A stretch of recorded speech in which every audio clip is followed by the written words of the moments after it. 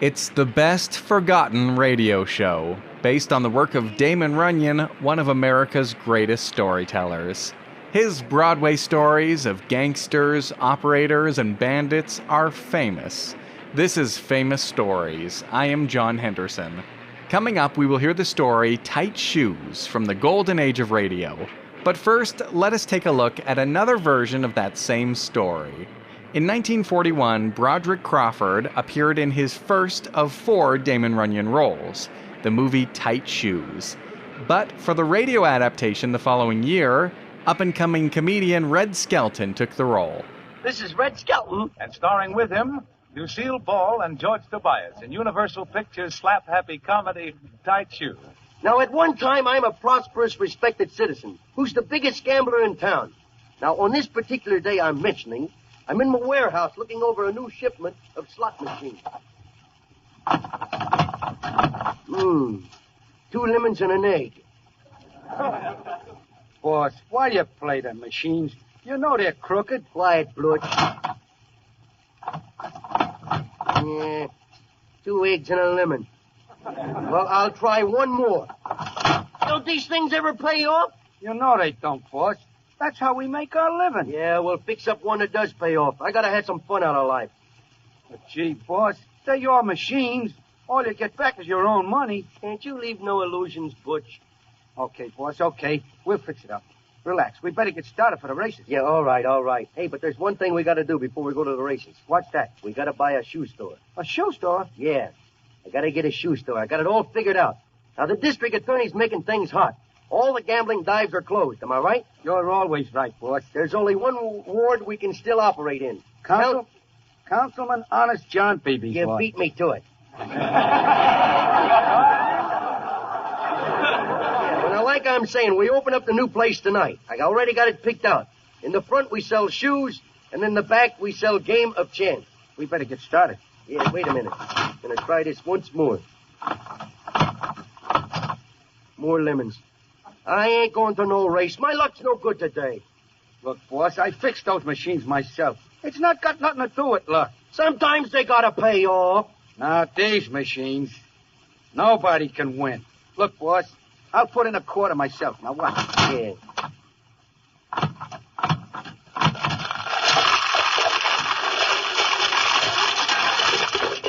Oh, how'd that happen? Yeah. I guess I have to give that left screw a couple of more times. Yeah, I guess you better. You reach for that jackpot and your hand will never make a return trip. Now get out of here.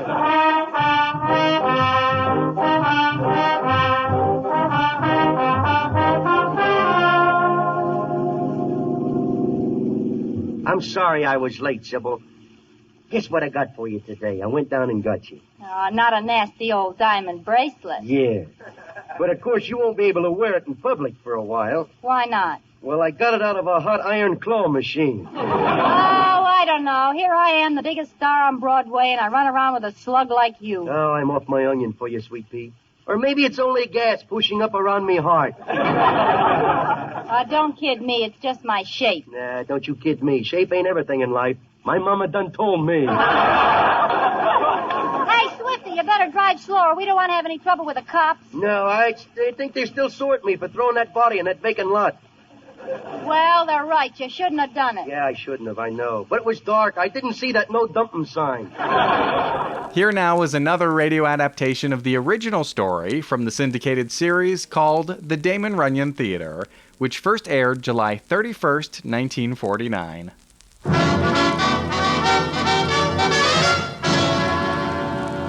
The Damon Runyon Theater.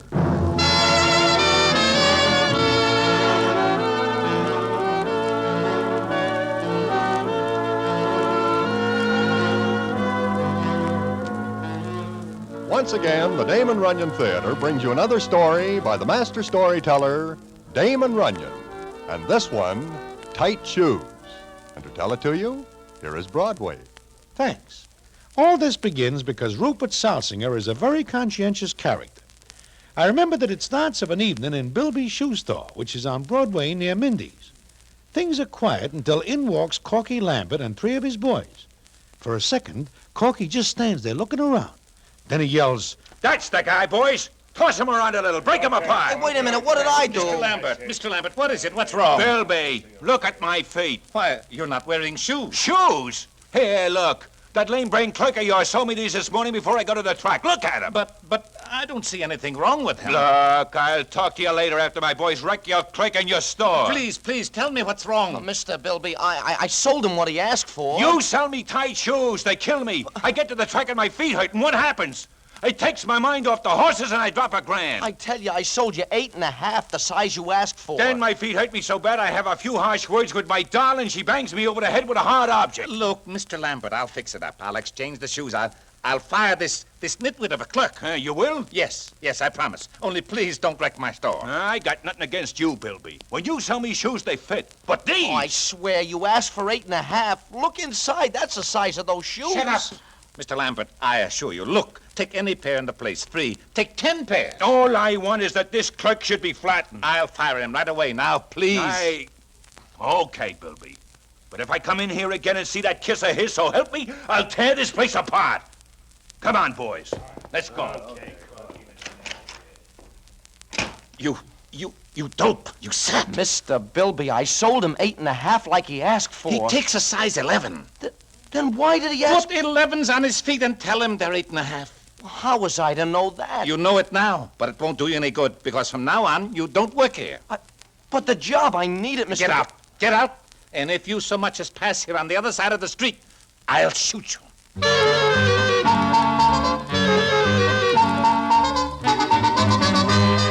So Rupert Salsinger is out of a job because of a pair of tight shoes.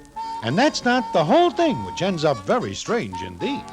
And what the events are that follow, I will tell you in a minute.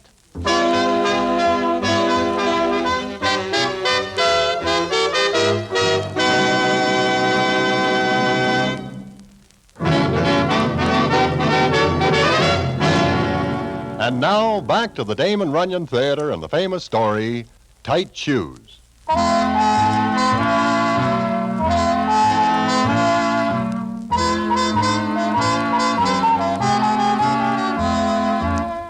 Well, Rupert is out of a job. He takes it hard because he is in love with a doll named Minnie Schultz and wishes to marry her. So he is very low indeed and walks around until dark. He takes a good look at the East River, but changes his mind because it is very muddy and he has got on his best suit. Then he drops in a little place and the scene is as follows. The injustice of it. The terrible injustice. Were you speaking to me? No, I wasn't. Oh, I thought you were. I was talking to myself. Oh. Would you like to talk to me? Who are you? Well, you look sad. I am. I may kill myself. Do you think it will help things? This world is full of injustice. Frightful, unfair injustice. Is it? Oh, but what would you know about that? You. I can learn. Huh. I can see you know nothing about injustice. Have you ever been sued? What's that got to do with it? I have. Dozens of times. Sometimes I think it's a career. Go away from me. Leave me die in peace. Well, I'm only trying to help. Help? You? Huh. Look at you. Expensive clothes, full dress. Well, how do you know I'm not advertising something? Your shirt front doesn't light up. Oh, should it? Look, I don't know who you are, but I don't like you. Why not? I can tell from looking at you that you never worked in your life. Well, come to think of it, I haven't. Yeah, there you are. So what would the loss of a job mean to you? Nothing. What would losing the chance to marry the girl you love mean to you? Nothing. Go away. You interest me. Oh, who are you anyway? My name is Calvin Colby. Oh, I thought so. Playboy. Strictly a hurrah Henry. I feel sorry for you. You look so sad. I don't like to see people sad. That's just talk. Someday people of your class will find out what it means to be the butt of injustice. Once the barricades are up, look out. Look, Mr. Salsinger, Rupert Salsinger. Remember that name, buddy, because someday it will be a flaming torch of liberty. Well, you can't get lighted up on a soft drink. Look, I'm very interested in all this. Why not tell me about it? What for? Well, I don't know. It just sounds like a good idea. Besides, the idea of barricades in New York intrigues me. Oh, dilettante. Typical of your class. I'm a good listener. What do you say, Rupert? Mr. Salsinger? All right. Mr. Salsinger. Begin at the beginning.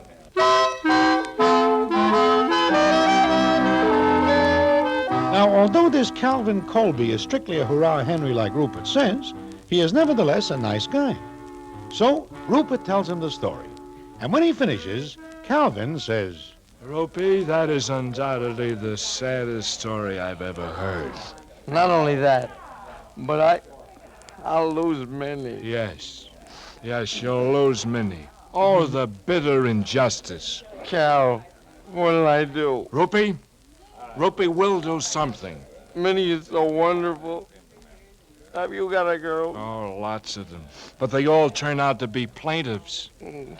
Then you are the victim of injustice, too. You are the victim of this...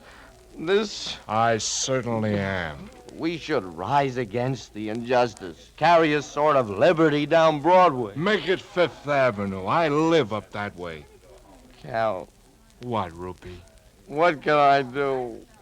Minnie's father wants her to marry Gus Schmalk. Who's Gus Schmalk? He owns a drugstore. Capitalist. Exactly. Let's go throw some barricades at him. Yeah.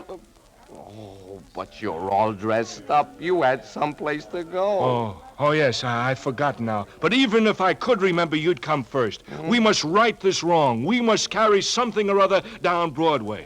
Rupee, what do you suggest? We'll fling our challenge at the world. Wonderful. Let's go fling some challenges. So Rupert and Calvin start walking. Nobody pays any attention to their challenges, although several gendarmes give them the eye. But as it does not seem a good idea to fling challenges at cops, Calvin and Rupert find themselves uptown, where the scene is as follows. Rupee, where are we? This looks like Columbus Circle to me. Oh? This looks like a nice place to start our campaign. All right, let's begin. Oh, wait a minute, Rupee. Look. What? Do I see men standing on boxes? Yeah. Good. I thought for a moment I was ill. Hey, why are they standing on boxes? They are making speeches. Well, what about? Injustice? Oh, there's too many of them. Look, 2, 3, 5 of them. They're too scattered.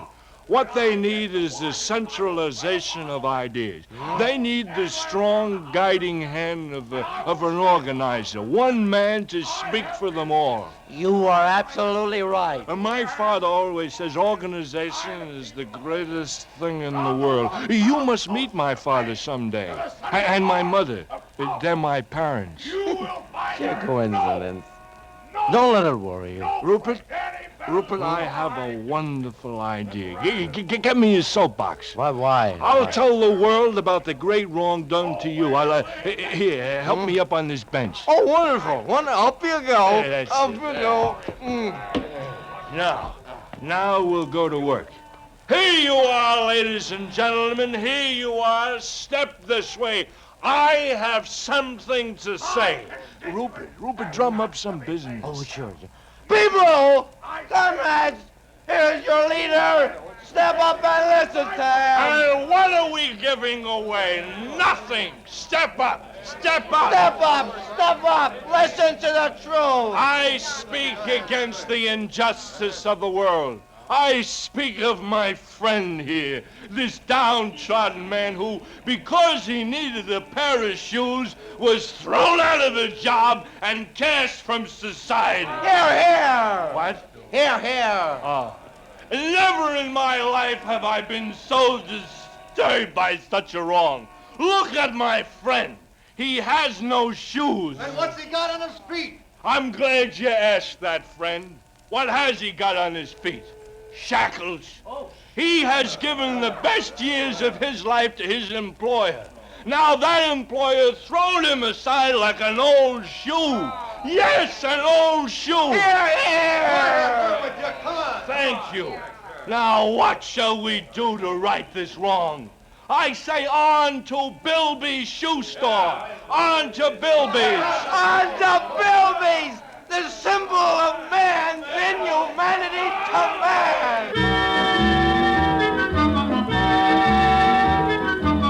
So Calvin steps off the bench and starts to walk. Now, a guy in full dress who wants to march on a shoe store is a curiosity even in New York. So the citizens around there who have got nothing better to do line up behind Calvin and Rupert, and the parade starts. At first, there are only a few, But before they get 2 blocks, this increases to several hundred. They are almost to Bilby's, and by now, Calvin Colby forgets what this is all about and says to Rupert, Rupert, there's something I don't understand. What is it, comrade? I remember starting out earlier with you, but I seem to have gotten mixed up in the parade. Is it St. Patrick's Day? No, we are marching to Bilby's. What's that? The shoe store. Oh. Why? To right a wrong. Oh, the cry is forward. On to Bilby. There it is. Halt, friends. Halt. Friends, we are here. This is the place. Look at it. Look at its bloated owner standing in front. His iniquitous and sordid mouth open even at night to suck the blood from his slaves. Forward! Soul singer, what is this? What the devil? I have come back, Mr. Bilby. So this is Bilby. Who are you? What are these people doing here? Bilby, the hour has struck. Look, whatever this is, cut it out. You get away from here and take Insult to injury. Friends, follow me. Follow what? Stop it! Get away! Go back! You'll wreck the store! Shoes! Shoes, the symbols of slavery. Destroy them. No! Get away from those shelves! Police! Help! Murder! Police! The Bastille has fallen! My shoes! My stock! My store! Fire! Murder! Police! Run, you coward! Rupert, What is it, comrade? I'm sleepy. well, the citizens in the parade see their chance to get some shoes, and they take it. It is not 5 minutes before Bilby's store is wrecked, but everybody has a pair of shoes. Some of the shoes get all mixed up. In fact, for weeks afterward, parties are running around Broadway trying to match up odd shoes. The fun is finally stopped by the gendarmes. And what happens later, I will tell you in a minute.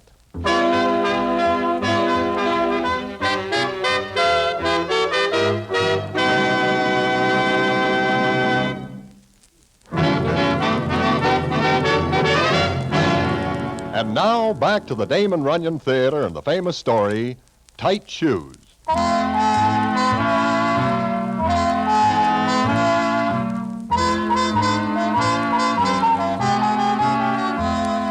Like I say, the gendarmes break up the festivities, and Rupert and Calvin are bounced in the clink. But it seems that Calvin's father has quite a few shekels and some influence and springs them. Then it comes up the next morning in Calvin's apartment. All right. Hello, Dad. Hello, Dad.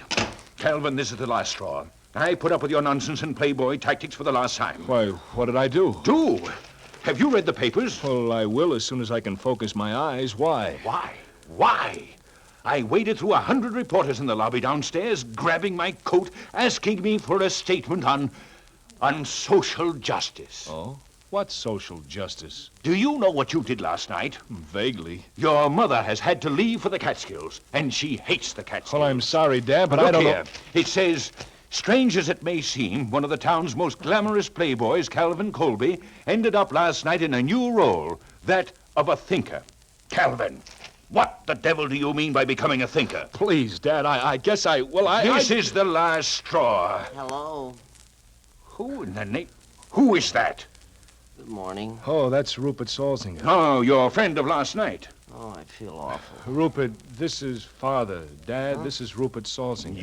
You radical. Me? Yes, you. Now, look here, Dad, don't blame Rupert. I guess it was my fault. Listen, you think of something to say to those reporters downstairs before you do anything else. Do you hear me? Yes, sir, I hear you. All right. If you have any regard at all for your mother, you'll do something to get her out of the Catskills. Oh, I'm sick. Listen, Rupert, talk to the reporters. Me? What'll I say? Anything. Oh, I wonder what Minnie'll say. Who's Minnie? I told you, my girl. Oh. Well, Cal, your father hates me. My father hates me. Hey, listen, I got an idea. No, I will not march again. No, listen. You fix it up with me for Minnie, and I'll talk to the reporters. That's a deal. Where do I find Minnie? Here, I'll write down the address. Her father owns a delicatessen on 2nd Avenue. And please, Cal, hurry, because after all this, she's liable to marry Gus Schmelk.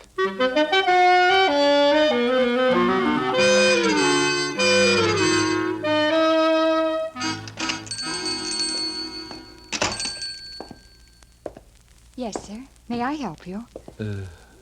What? May I help you? Oh. Is something wrong? Oh, no. I'm sorry, but I'm looking for Minnie Schultz. That's me. You? You're... Oh, no. Oh, yes. What do you want? Who are you? Are you sure you're Minnie Schultz? Yes. Well, what are you staring at? I'm sorry. My name's Colby, Calvin Colby. You're Calvin Colby? Oh, I think so. I came to tell you that Rupert is all right. Oh, Mr. Colby, that was a wonderful thing you did last night. What? Wait till I come round the corner.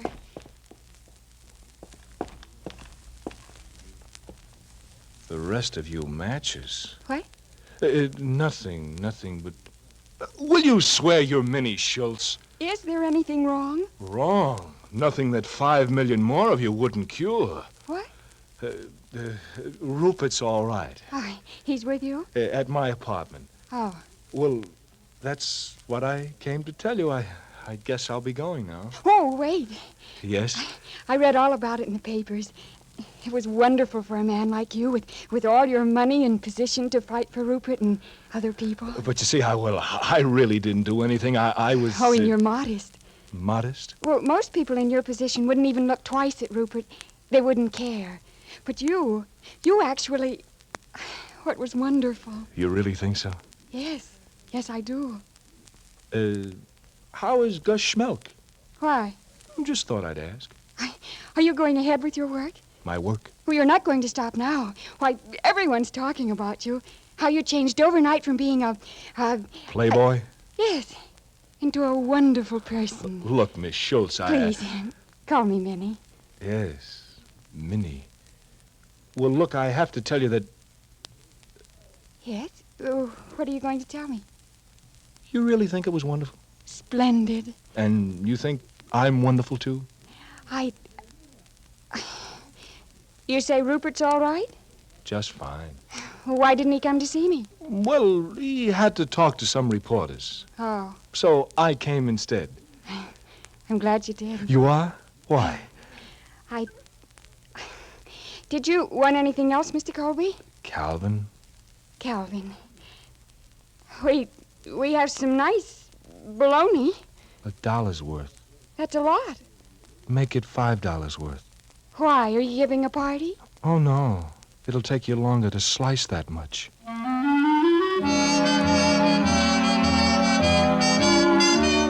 Well, 1 hour and $75 worth of delicatessen stuff later, Calvin Colby leaves Minnie Schultz, and he has got a look in his eyes. It takes him 5 hours to get back to his apartment, because he walks around in circles that keep taking him past the delicatessen. But he finally gets there, and the scene is as follows. Calvin, my boy, I've been waiting for you. Oh, hello, Minnie. Minnie? Calvin, what's the matter with you? Oh, Dad. What have you got there? What is all this stuff? She sold it to me. She sliced that bologna with her own hands. Listen to me. Calvin! I'm sorry, Dad. What did you say? My boy, I'm proud of you. I thought last night's escapade was another of your harem-scarum stunts, but this... Listen to this. The statement you gave the reporters this morning. I gave? What statement? Calvin, are you... No, Dad. Well, listen to this. It behooves each of us in this age of mad commercialism to give a thought to his neighbor. It is our privilege as human beings, nay, our duty as human beings, to reach out and give the other fellow a helping hand. Justice must triumph. Calvin, your mother is coming home from the Catskills. Dad, let me see that paper. But this... Rupert! I'm proud of you, my boy. I must admit that for the first 25 years you kept us guessing, but now... keep up the good work, son, and I'll do everything I can to help you. Goodbye, son. Rupert, are you here? Were you calling me, Calvin? Look, what did you tell those reporters? I was carried away. You weren't, but you will be. Why, you made me the biggest phony that ever came down the pike. I'll be the laughing... You want me to answer that? I don't care. Colby? You Colby? No, that's him. Oh, Colby, my name's O'Hara. Oh, how are you? Proposition for you, Colby. Great stuff in the papers. My name's O'Hara, 6th Ward. O'Hara, 6th Ward. Who are you? Rupert Salsinger. What'll they think of next? Well, Colby, what do you say? Say what to what? Run for Congress, social justice ticket. We need a man, you're it. What? Me? Why, you're crazy. Strike while the iron is hot. You're a cinch. You'll get votes. Now, wait a minute, O'Hara. I don't know... time. Got to get an answer now. Take it back to the big boy. Well, look, take him. Him? Why? Well, he's your man, the little man wronged by society. He'll get more votes than I could. Maybe. Me? Me run for Congress? Either one of you makes no difference. We got to have a man who's going to win. Toss a coin. I step aside for my friend and colleague, Rupert Salsinger. What do you say, Salsinger? Yes, I'll run. I shall step into the legislative halls of our nation with the true spirit of democratic ideals spurring me on. My every effort will be bent toward making... Save it. We'll tell you what to say when to say it. See you later, Congressman.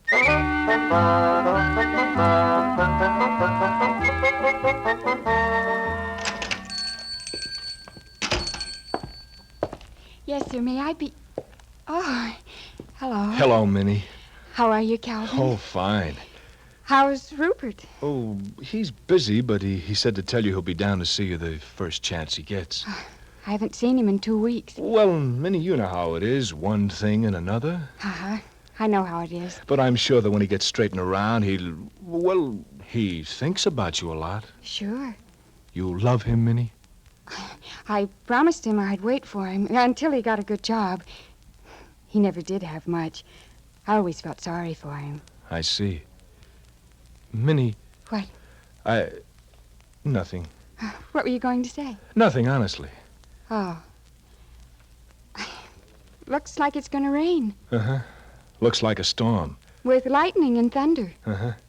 Minnie, there's something I have to tell you about me. That night when What? You thought I did a wonderful thing. Oh, it was. And you thought I was wonderful. I still do.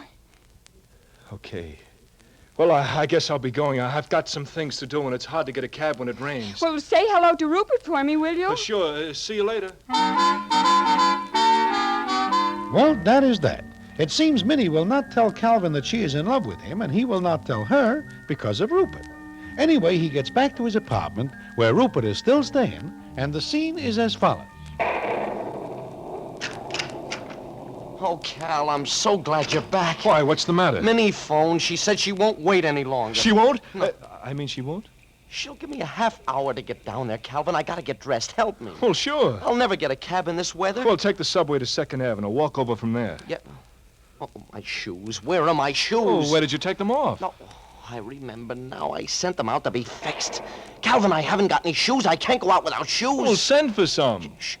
Sure, Bilby's. Get Bilby's. Tell him to get a pair of shoes up here right away. I only got half an hour. So they send for some shoes, and Rupert flies out to get to Minnie's. Calvin waits in the apartment. A half hour goes by, then an hour. By this time, Calvin knows that any chance he has got is gone when something happens. Hello? Rupert? Minnie, is that you? Yes. Calvin? Yes. What's the matter? He didn't come, Calvin. He didn't come. He didn't love me after all. I waited for him for 3 years, and he couldn't get here in a half hour. Well, look, does that mean you... I mean, Minnie, listen, will you wait any longer? No, I won't. Minnie, I love you. You love me? Yes, ever since I first saw you. Why didn't you say so? Oh, Minnie, never mind that now. I'll explain later. Listen, I'll be right down there. Oh, I love you. I'll wait. How long? Until you get here. Listen, Minnie, if Rupert gets there first, kill him.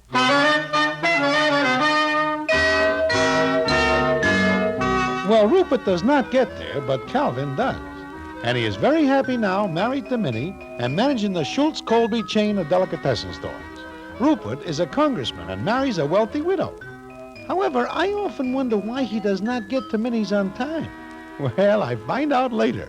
And what the payoff is, I will tell you in a minute.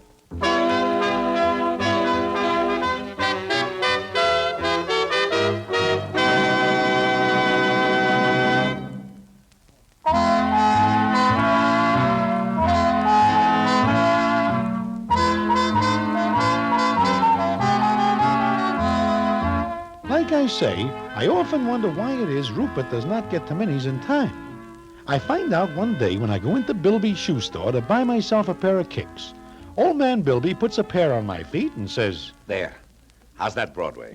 They're a little big, I think. You take 8.5. These are 8.5.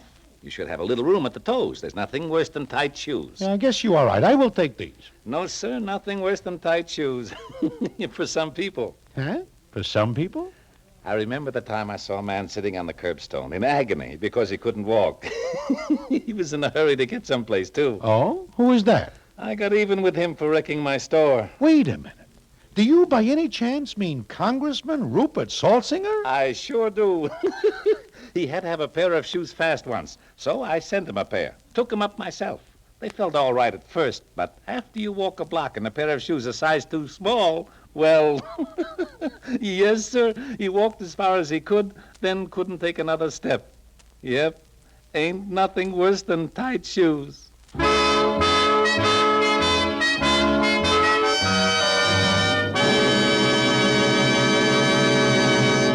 And so ends Tight Shoes, another of the famous stories. Our opening music was Laugh, You Son of a Gun by Shirley Temple from the movie Little Miss Marker, based on a story by Damon Runyon. In 1949, the Damon Runyon Theater, with John Brown as Broadway, was directed by Richard Sandville, and the stories were adapted for radio by Russell Hughes. Bern Karstensen was in charge of production for Mayfair syndication. John Henderson speaking.